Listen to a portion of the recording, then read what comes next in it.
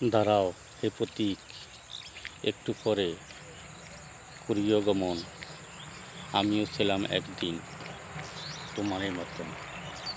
এই লেখাটা কোথায় থাকে আপনারা কেউ দেখছেন?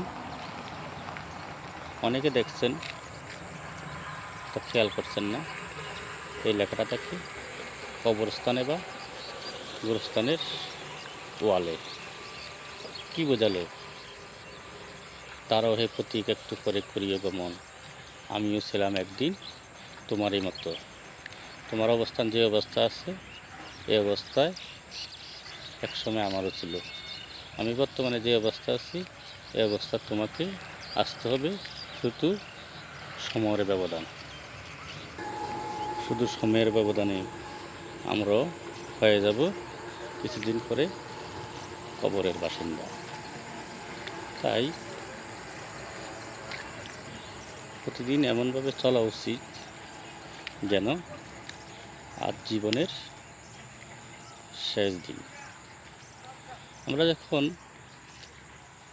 রাতে ঘুমাই, আমরা কি বলতে পারবো আগামীকালের সূর্যটা আমরা দেখব না? আমরা বলতে পারবো না।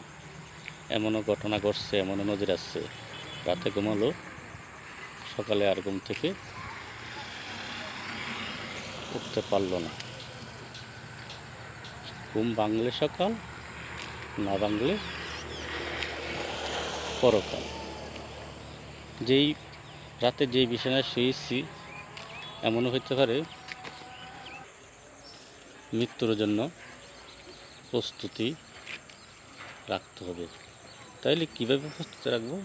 তাহলে প্রতিদিন আল্লাহর যত নিয়ম নীতি আছে মানতে হবে, সবসময় সত্য কথা বলতে হবে, মিথ্যাকে পরিহার করতে হবে। কারণ মৃত্যু কখন আসবো যেহেতু আমরা জানি না। প্রতিদিন এমনভাবে চলো যেন আজ জীবনের শেষ দিন। যদি প্রতিদিনের দিনটাকে আমরা শেষ দিন মনে করি, তাহলে তখন আমার তোমার দ্বারাতে কোনো পাপ কাজ হবে না। সবসময় ভালো কাজ করতে চেষ্টা করতে হবে। নিয়ম নীতি, আল্লাহর যত বিধান আছে আমরা সাধ্য পরিমাণ চেষ্টা করব পালন করতে। মৃত্যু হবে, চলে যেতে হবে, এটাই সত্য।